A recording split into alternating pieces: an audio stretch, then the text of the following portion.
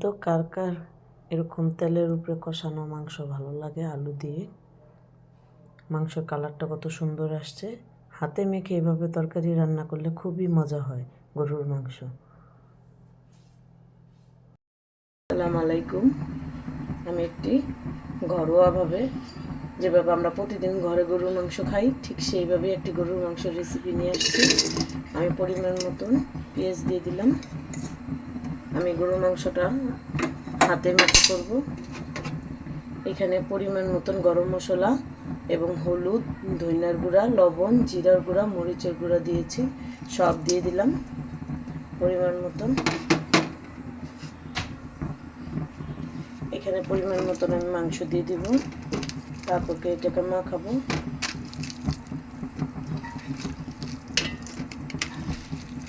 মাংস এইভাবে হাতে মেখে কষায় রান্না করলে খুবই মজাদার হয়। আমি হাড় সহকারে মাংসটা নিয়েছি। এখন আমি পরিমাণ মতন আদা রসুন বাটা দিয়ে দিব। মানে আদা রসুন বাটাটা একটু বেশি দিব গরুর মাংসতে। এখন আমি পরিমাণ মতন তেল দিয়ে দিব।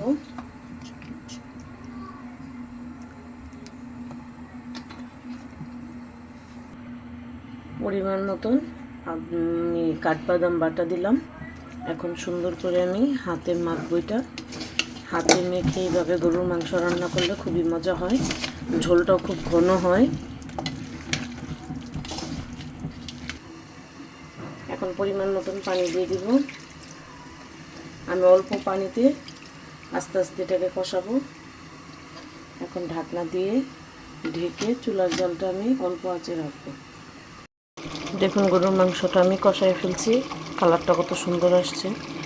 আরও কষাবো, আরও তেলের উপরে আসবে। এখন পরিমাণ মতন কাঁচামরিচ দিয়ে দিব। সাথে আমি নতুন আলু কিছু বড় বড় করে কেটে রেখেছি, আলুগুলোও দিয়ে দিব। আলুগুলো দিয়ে ভালো করে কষাবো। অনেকক্ষণ এটাকে কষাতে হবে।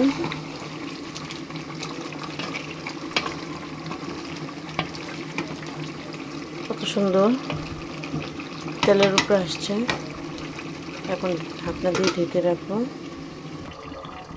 দেখুন গরুর মাংসের কালারটা কত সুন্দর আসছে, একদম লাল খয়েরি হয়ে আসতেছে। আমি প্রায় অনেকবার কষানো হয়ে গেছে, কালারটা খুবই সুন্দর আসছে। দেখুন ভিতরের থেকে সম্পূর্ণ মশলাগুলো এত সুন্দর করে কষাইছি, পেঁয়াজগুলো সুন্দর গলে গেছে। হাতে মেখে তরকারি রান্না করলে গরুর মাংসটা খুব মজাদার হয়। দেখছেন আমার আলুও গলে গেছে, খুবই সুন্দর একটি কালার আসছে। এখন আমি পরিমাণ মতন এখানে একটু পানি দিয়ে দিব।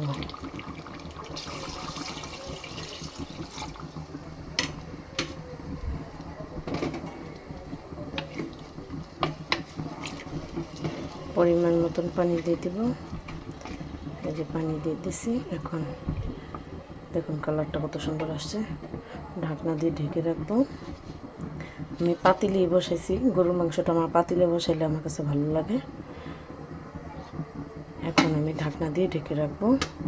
এটাকে আমি আধা ঘন্টা আরও কুক করব। তারপর আমি এটাকে গরম মশলার গুঁড়া দিয়ে নামিয়ে ফেলবো।